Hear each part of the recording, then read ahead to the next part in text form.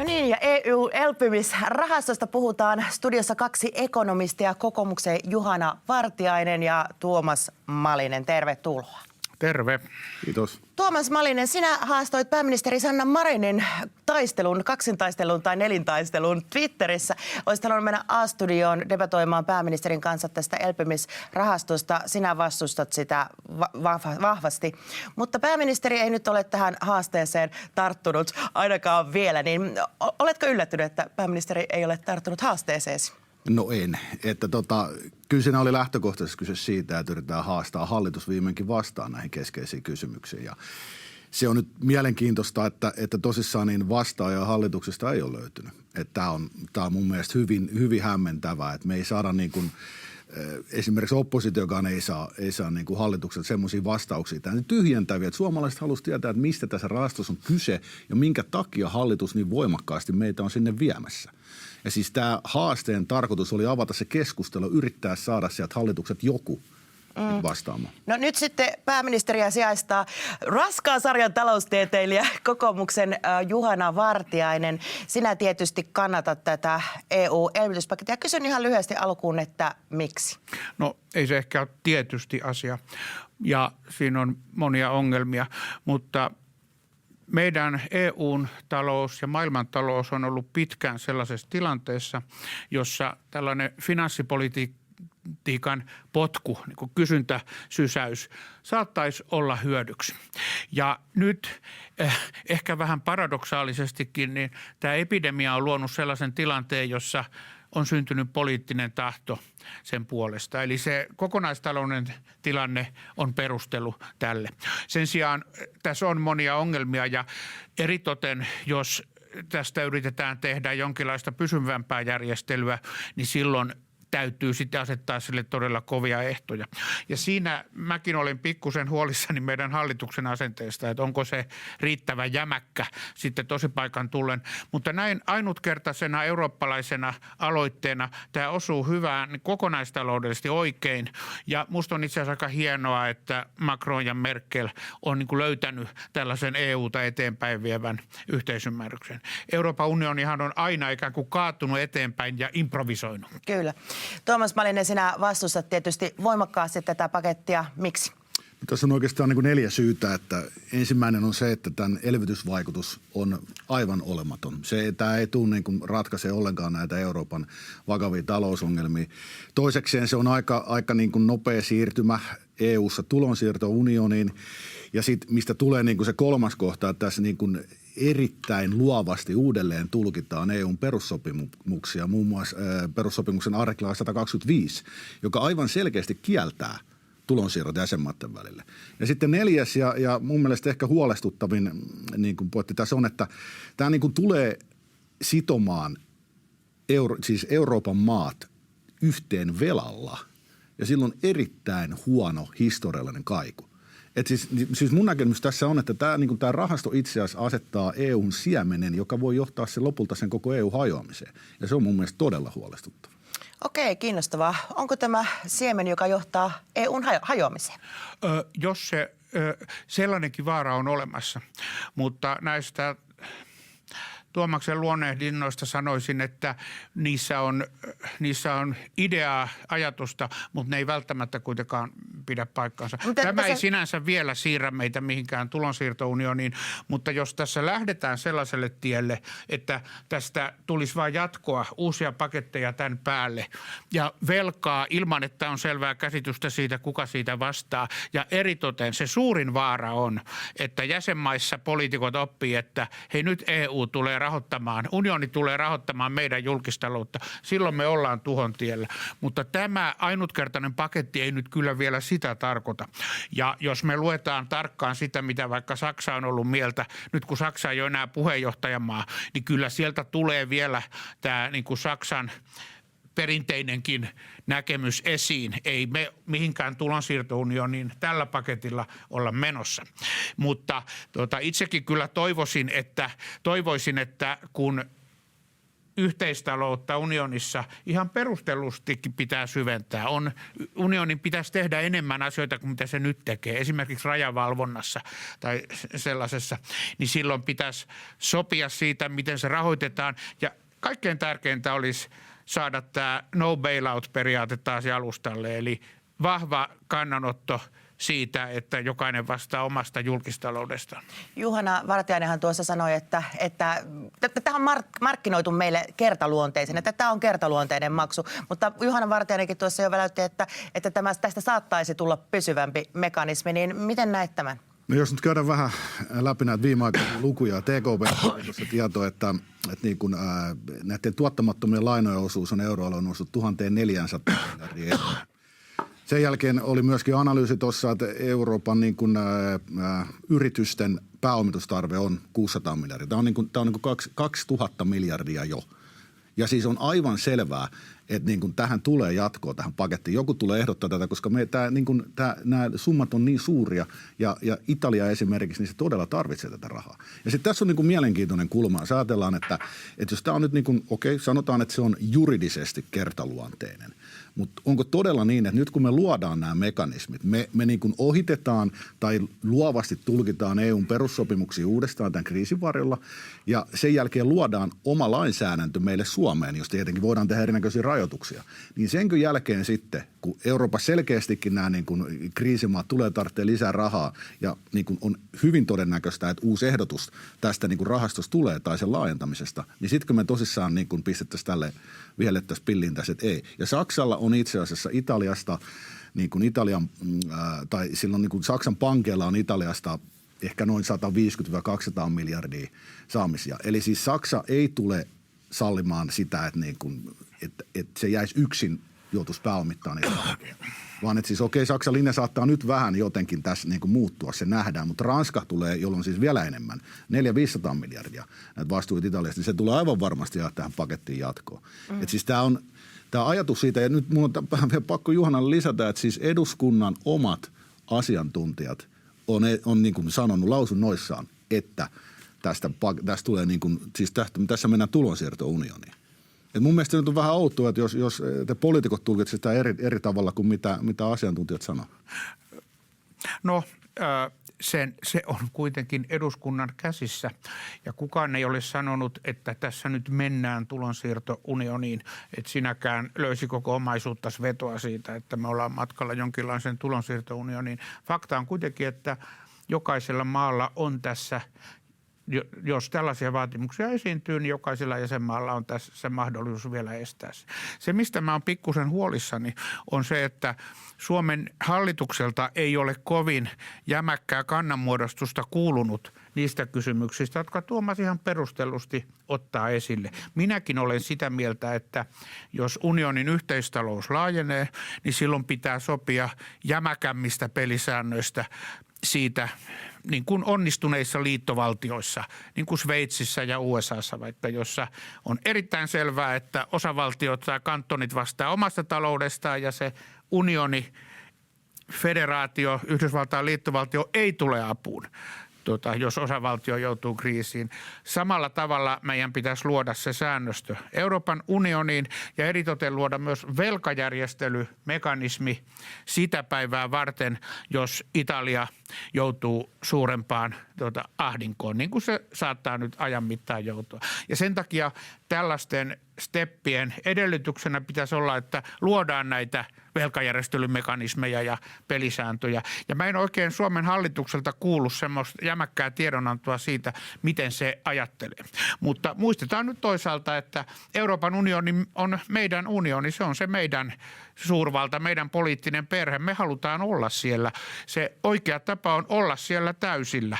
Sitten olla mukana siinä Saksan liittolaisena Pohjois-Euroopan maiden ryhmässä, olla vaatimassa tiukasti sitä, että suurempi yhteistalous perustetaan niin kuin lujille talouspilareille. Tuomas Malinen, Suomi on tietysti pieni vientivetoinen maa ja tällähän tätä pakettia aina perustellaan. Niin etkö sinä näe sitä ajatusta, että se, että euroalue elpyy, niin se on myös Suomen etu?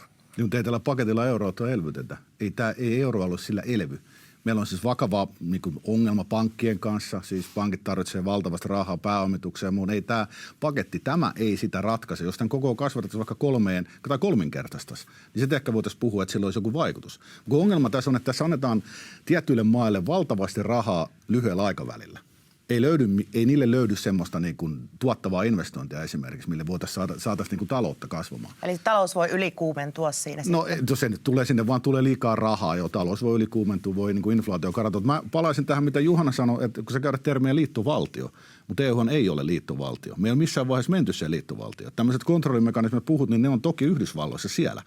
Mutta että siis tässä niin kuin tavallaan mitä sä sanot, on, että ensinnäkin niin kuin jo, että tätä rahaa pitää jakaa, mutta sille pitää laittaa tiukat kontrollit, jotka veisi meidät liittovaltioon. Mutta kun se on, siis tämähän on siinä mielessä täysin ristiriitaista, että me ei olla liittovaltiossa, mutta sitten meidän pitäisi luoda järjestelmä, josta me käytännössä mennään liittovaltioon. No ei käytännössä, mutta siis me emme halua luoda isännätöntä rahaa. Mutta siinä mä olen, Tuomas, eri mieltä sun kanssa, että sä sanot, että tällä ei ole mitään kysyntävaikutusta. Tällä tulee olemaan jonkinlainen kysyntävaikutus. Ja kyllähän maailman parhaat makroekonomistit on aika kauan ollut sitä mieltä, että me ollaan tällaisessa deflaatioloukussa, nollakorkoansassa. Ja tämä massiivinenkaan rahapoliittinen elvytys, kaikki ne epätavallisine toimineen ei riitä. Se on narulla työntämistä ja silloin se johtopäätös, lue vaikka Blanchardin blogit, niin johtopäätös on se, että me tarvitaan isompi finanssipoliittinen potku ja kun samalla se analyysi on mennyt siihen suuntaan, että itse asiassa hyvä talouspolitiikka sietää vähän suuremman julkisen velan kuin mitä aikaisemmin luultiin. Ja sitten vielä kun keskuspankit on itsenäisiä, niin siinä on se paradoksi, että nyt kun meillä on itsenäiset keskuspankit, niin ne pystyy jopa rahoittamaan näitä julkistalouksia, koska me tiedetään, että ne tiukan paikan tullen kuitenkin on sitten itsenäisiä, että riskejä on, mutta musta sä näet tämän liian jyrkästi niin, että sä suljet pois ne myönteiset kehityskulut. Emme tiedetä, miten tässä käy, mutta enpä usko kuitenkaan, että Macronin ja Merkelin kaltaiset rationaaliset taloutta ymmärtävät johtajat meitä millekään tuhon polulle olisi viemässä. Tuomas, mikä se vaihtoehto sitten on, että jos sinä et halua mennä tähän, niin mikä se on se tapa, jolla me saadaan euroalue ylös ja elvytettyä ja Suomen talous kuntoon? No ensinnäkin tässä on tapahtunut valtava fiskaalielvytys. Maat on elvyttänyt aivan valtavasti, koska on saatu niin halvalla rahaa muun muassa EKP:n ansiosta. Mutta siis eihän euroalue, niin kuin miten tämä nyt voitaisiin käytännössä nostaa, niin keinoja alkaa olla aika vähän. Että kyllä tässä on enemmänkin se, että pitäisi antaa niiden maat, jotka ei pärjää eurossa, niin lähtee eurosta. Että ei tämä niin kuin, siis tämmöinen, ja sitten kun ajatellaan tätä vielä, että minkä ihmeen takia meidän pitäisi rakentaa EU-laajuinen mekanismi tähän velanottoon. Kaikki maat saa edelleenkin hyvin halpaa lainaa. Euroopan vakausmekanismit saa negatiiviselle koron lainaa. Mutta kun sitä ei haluta. Siis Italia esimerkiksi tässä se nimenomaisesti haluaa tulonsiirtoja. Siis käytännössä tässä on kyse siitä, että niin kun Italiahan oikeastaan niin kun keväällä kiristi EUta sinne, että he lähtee. Ja tämä on jonkunnäköinen lahjus Italialle, tämä koko rahaston kautta jaettava raha niin kuin, ja Espanjalle. Niin sä arvelet, että korona ei ole se aito syy, vaan aito syy on se, että halutaan pitää Italia EU:ssa. Niin, mutta kun katsoo näitä jakokriteerejä, niin ajatellaan vaikka, että niissä on niin kuin työttömyysaste vuosina 2015-2019, käänteinen bruttokansantuote. Niin kuin Vesa Vihriälä totesi niin, heinäkuussa blogissaan jo, että näyttää siltä, että komissio on ensiksi päättänyt, mitkä maiden pitää saada rahaa ja sen jälkeen valinnut ne kriteerit sen mukaisesti. Siis tässä on kyse vaan tulonsiirroista, niin kuin eräänlaisesta lahjuksesta. Ja niin kuin, meidän pitäisi niin kuin tiedostaa se, että eihän jos joku kiristää, jos annat lahjuksen sille, niin eihän se lopeta sitä lahjuksen pyytämistä. Ei Italialle, jos me annetaan tämä tulonsiirto Italialle, niille ei ole mitään syytä lopettaa sitä pyytämistä niin kuin jatkossa edelleen. Koska sitten me ollaan oikeasti semmoisessa tilanteessa, että heillä on paljon, tai me ollaan annettu heille rahaa, joka pitäisi saada takaisin. Ja niin kuin tavallaan pystyy niin kuin silläkin käyttämään tämmöistä, puhutaan niin kuin vivusta. No niin, hyvä. Me jatketaan teidän kanssa ihan kohta, mutta nyt pitää käydä hetkeksi mainosten parissa. Ja ekonomistien kaksintaistelu EU:n elpymispaketista jatkuu. Juhana Vartiainen ja Tuomas Malinen studiossa. Juhana, hallitushan ei ole esittänyt selvitystä rahastoeduista ja haitoista meille, niin onko tiedossa sinulla, että onko valtiovarainministeriöltä edes pyydetty minkäänlaista vaikuttavuusarviota tästä? Ei ole tiedossa. Mähän voisin sen tältä sohvalta nyt talousvaliokunnan puheenjohtajan ominaisuudessa pyytää, olisihan se hyvä. Silti korostaisin sitä, että näiden kansallisten saantojen laskeminen menee nyt pikkusen ohi maalin, kun me keskustellaan tällaisesta yleisestä finanssipoliittisesta elvytyspotkusta. Keyneshän ajatteli, että se on aika sama, mihin ne rahat käytetään ja oikeastaan olisi ollut ehkä poliittisesti viisaampaa, että ne kaikki rahat olisi käytetty jotenkin EU-tasolla, rakennettu moottoriteitä tai jotain, niin, että ne ei olisi ollenkaan tullut kansallisille hallituksille, koska se, että Suomille laskennallisesti tulee päätettäväksi joku 2 miljardia, niin ei se ole tässä olennaista. Olennaista on se kokonaiskysyntävaikutus. Jos mä vertaan vaikka siihen, että Suomen hallitus elvyttää taantumassa, niin Varkauden kaupunki ei välttämättä saa päättää yhtään niistä rahoista. Silti Varkauden kaupunki hyötyy tietysti siitä kokonaiskysynnästä. Mutta kyllä mä olen enemmän huolissani näistä pitkän aikavälin vaikutuksista. Mä haluaisin hallitukselta näkemyksen ja itse asiassa eduskunnassa yhteisesti keskustella näkemyksen siitä, miten Pohjois-Euroopan maat suhtautuu, miten me niin kuin nuukat ja tiukat maat suhtaudutaan tähän kehityskulkuun. Ja musta hallituksessa on vähän turhan paljon sellaisia poliitikkoja, joille kaikki lisärahankäyttö ja velkaraha, niin se on vaan aplodien aihe, eikä nähdä näitä pitkän aikavälin vaaroja. Jos tuota vaikuttavuusarviota ei ole tehty, niin miten me nyt ylipäätänsä voidaan edes keskustella tästä, että mitä hyötyy tai haittaa tästä Suomelle? Eikö tämä ole aika vaikeaa, kun tätä ei ole selvitetty? Siis erinomainen kysymys. Mun mielestä niin kun hallitus on toiminut tässä kokonaisuutena niin kun ihan aliarvoisen niin kun, tai ala-arvoisen niin kuin arvosanan mukaan. Siis oikeasti katsoa, että miten perustuslakivaliokunta ohjeitettiin, asiantuntija-analyysit ohjeitettiin, kaikki siinä ja niin kuin tässä, miten tämä neuvottelu tehtiin ja tämä on viety ja sen jälkeen se keskustelu piti käydä ja sitä ei ole tehty. Että on, siis kyllä se mielenkiintoinen kysymys on, että jos näitä vaikuttavuusarvioita ei ole tehty, niin mihin ihmeeseen se päätös on perustunut? Ei se ole ainakaan niin kuin mihinkään talousargumenttiin perustunut. Se on ihan selvä. Ei, siinä on tietysti tätä Euroopan unionin poliittista tahtoa. Meidän Elina Lepomäkikin on sanonut, että tässä on valtavia ongelmia, mutta tämän kaataminen olisi myös iso poliittinen riski. Ja tottahan se on. Me halutaan olla yhteistyökykyinen. Ja mitä sitten, jos Suomi kaataisi, niin mitä Suomelle tapahtuisi? Mä en oikein osaa sitä arvioida, mutta mä uskon kuitenkin, että meidän vaikutusvalta on suurempi, jos me tehdään yhteistyötä Saksan kanssa. Ja uskon, että kun Saksa ei ole enää puheenjohtajamaa, niin se ei ihan yhtä paljon anna periksi myöskään Ranskalle ja Macronille. EU:ssahan puheenjohtajamaa yleensä joutuu hakemaan kompromissia, mutta ei Saksa tästä terveestä hyvästä ordoliberalismistaan ole luopunut. Se on nyt valmis siihen, että Euroopassa luodaan suurempaa omaa veronkantokykyä, ehkä lisätään menoja, mutta ei Saksa onneksi kuitenkaan ole lähtenyt Etelä-Eurooppaan myötäilemään.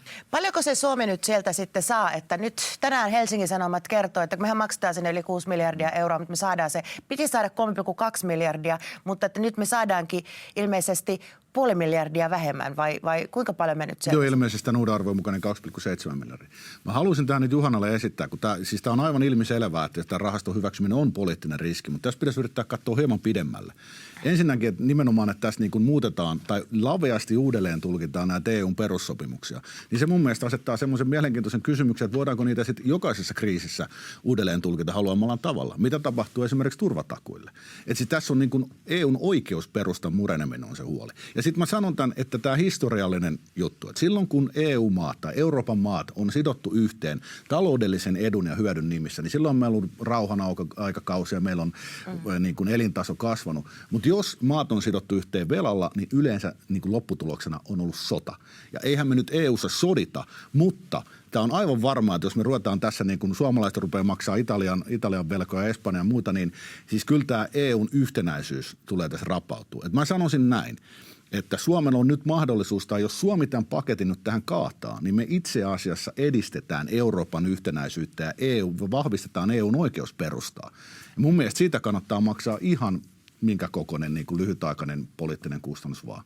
No Tuomas, mä en ole noista asioista, näistä riskeistä ja vaaroista, joita sä analysoit, mä en ole niistä eri mieltä. Mä en ehkä näe niin kuin yhtä varmoina näitä synkkiä kehityskulkuja, mutta tottahan se on. Euroopan unioni kiertää omia sääntöjään ja Euroopan unioni on aina tehnyt niin. Se on aina luonut uusia sääntöjä. Sitten kun on koitettu luoda jotain perustuslakia tai säännöstöä, niin sitten sen yli on hypätty sitten tarkoituksenmukaisuusperusteluun. Ja se on nyt semmoinen juna, jossa kuitenkin poliittisesti musta me halutaan olla mukana, mutta ne uhkakuvat, joita sä otit esille, niin ne on olemassa, ne on todellisia. Sen takia mä peräänkuuluttaisin hallitukselta tällaista kannanottoa Euroopan unionin pitkän aikavälin talousperiaatteista. Me voitaisiin keskustella se eduskunnasta ja tehdä joku julistus, joka velvoittaisi hallituksia siihen, että eduskunta olisi sanonut, että tämän on jäätävä ainutkertaiseksi. Jos eduskunta olisi tämän paaluttanut, niin hallitukselle ei olisi mandaattia mihinkään muuhun. Että, sen takia mua pelottaa, että hallitus ei kerro näkemyksiään tästä asiasta. Aivan. Miten me voidaan taata se, että nämä rahat, mitä Suomelle maksetaan, niin käytetään sitten oikeisiin kohteisiin? Että nythän esimerkiksi digitalisaatioon ja vihreäseen siirtymään ollaan menossa, mutta että Juhana Vartiainenkin, sinä tänään viimeksi haukuit näitä vihreitä esitystä sähköautojen tuesta ja puhuit liikennesekoilusta, niin mistä me tiedetään sitten, että meneekö tämä raha sitten oikeaan paikkaan? Siis nyt kyllä tehdään niin, että ensiksi tehdään tämä taustaselvitys, päätetään tästä ja sitten niin kuin jos se menee läpi, niin sitten ruvetaan jakaa näitä rahoja. Mun mielestä on ihan uskomaton sumutusta, että näitä rahoja ruvetaan jakaa ennen päätöstä. Mun mielestä on hallituksella niin kuin ihan tietoinen strategia, jolla yritetään hämätä suomalaisia, niin kuin, että tämä olisi jo päätetty tämä rahasto. Siitä ei suinkaan ole kyse. Tämä on täysin ennenaikaista puhua näistä rahoista, kun ei meillä ole vielä päätetty tästä rahastosta. Eikä siis käsittääkseni tähän mennessä, niin yksikään EU-jäsenmaan parlamentti ei ole vielä vahvistanut, ratifioinut tätä. Voi toki olla väärässä. Mutta siis ei me voida mennä näin niin kuin etupainotteisesti jakaa rahaa, josta ei ole vielä päätetty. On absurdia. Tietoista sumutusta sanoo siellä Malinen. No sanotaan näin, että munkin talousliberaaliin pirtaani, niin tässä poliitikot saa nyt vähän liikaa päättää voimavarojen kohdentamisesta. Että parasta olisi, jos tehdään tällaisia elvytyspotkuja, että se olisi jokin veronalennus tai sitten tehtäisiin jokin hyvin yleinen ilmastopoliittinen muutos, joka muuttaisi toimintaympäristöä. Nyt poliitikot pääsee kaikissa maissa vähän liian paljon jakamaan rahaa mielikohteisiinsa ja se on kuitenkin yleensä huonompi vaihtoehto kuin sellainen markkina-allokaatio, jossa markkinavoimat katsoo, että näillä rahoilla on todella tuottoa. Että musta tuntuu, että me ollaan ehkä Tuomaksen kanssa molemmat sen verran markkinaliberaaleja, että tämä meno pikkusen hirvittää. Silti se kokonaistaloudellinen potku on tarpeen. Keynes sanoi aikanaan, että se raha voisi haudata vaikka kaivoksiin, ämpäreihin ja täyttää ne kaivokset ja ihmiset työllistyisi, kun ne kaivaa sitä sieltä kaivoksista, että tämä voi silti olla hyvä juttu, mutta mikään ei takaa, että se nyt käytetään erityisen järkevästi. Täytyy yrittää myötävaikuttaa siihen. Me yritetään valiokunnissakin nyt ehkä lausua jotain siitä, miten sitä käytetään. Katsotaan, millaiseen yksimielisyyteen me päästään. Tuomas, sinä sanoit, että tämä muuttaa, kun tässä mennään vastoin näitä Euroopan unionin perussopimuksia, niin muuttaa tätä EUn luonnetta, niin muuttaako se niin paljon, että tämä ei ole enää se sama EU, jolle suomalaiset on mandaatin antaneet? Siis ei todellakaan. Siis Juhanakin tässä puhuu, siis näitä liittovaltiosanoja tulee usein nimenomaan sen takia, että tämmöinen rahanjakomekanismi vaatii jonkunnäköisen niin kuin poliittisen valvontamekanismin. Ja siihen meillä on missään olosuhteissa niin kuin, siis sitouduttu. Ja siis tämä on niin fundamentaali muutos EU:hun. Siis, ja me ei voida uskoa siihen, että vaikka tämä on juridisesti ainutkertainen, niin me ei voida niin kuin luottaa siihen. Ja sen takia tässä olisi aivan ehdotonta, että tässä pitäisi järjestää neuvoantava kansanäänestys. Aivan ehdotonta. Mun mielestä hallituksen on täysin edes vastuutonta, että tämä kansalaisaloite, mikä keräsi niin kuin sen vaadittavan määrän nimiä ennätysajassa, että hallitus on vaan yksinkertaisesti ilmoittanut, että tästä ei järjestetä kansanäänestystä. Siis tämä on niin kuin demokratian halveksuntaa mun mielestä. Sen takia mä haluaisin sen eduskunnan julistuksen tästä asiasta. Hallituksen tiedonannon pohjalta eduskunnan kannanotto, vähän niin kuin turvallisuuspolitiikassa, jonkinlainen yhteinen kannanotto, joka ulottuisi yli parlamenttikausien siitä, millaiseen yhteistalouteen me EU:ssa ollaan valmiit ja millainen mandaatti hallituksella on. Et ei nämä Tuomaksen huolet ole tuulesta temmattuja, vaikka en näe tulevaisuutta yhtä synkkänä. Oletko samaa mieltä kuin Tuomas Malinen, että Suomessa pitäisi järjestää kansanäänestys tästä? No niistähän on viime vuosina vähän huonoja kokemuksia yleisesti. Meidän poliittinen päätöksenteko perustuu kuitenkin edustukselliseen demokratiaan ja uskon sen tuovan parempia lopputuloksia. Tuomas Malinen, sä oot saanut niskaasi aikamoista demonisointia, varsinkin tuolla sosiaalisessa mediassa, mutta myös ihan niin kuin valtamediassa, kun oot puhunut näistä asioista ja tuonut vähän niin kuin siis konsensuksesta poikkeavaa näkemystä tähän keskusteluun. Niin mitä sä ajattelet tästä? No se oli varmaan ihan oletettavissa, että näin käy, mutta tässä on, tämä on henkilökohtainen projekti, jossa mä oon huolissani Suomen ja Euroopan suunnasta. Ja siis mä oon ollut niin kuin tavallaan sen eteen valmis tekemään aika paljon ottaa sen loaheito, mutta kyllä mä pikkasen, mä mietittää nimenomaan se, että meillä on tässä pelastusrahasto.fi-porukassa, niin meillä on entisiä virkamiesjohtoja, muun muassa Peter Nyberg, sitten Meppi ja Riitta Korhola, ja siis me ollaan tehty tämmöinen tietopaketti, missä kerrotaan tästä, mitä pitää nyt näiden uusien lukujen mukaan päivittää, että se on niin kuin mediassa ohjattu lähes täysin. Mun mielestä se on niin kuin absurdia, että tässä mediakin yrittää jotenkin peittää tämän keskustelun. Tämä on ollut siis ei mua se luoheitto haittaa, vaan se, että niin kuin media yrittää haudata tämän keskustelun tästä. Nythän sinä juuri mediassa olet puhumassa aiheesta. Kiitokset sinulle. Ja hei, kiva kun pääsitte. Erittäin mielenkiintoinen keskustelu. Toivottavasti se jatkuu ja ihan varmasti jatkuukin.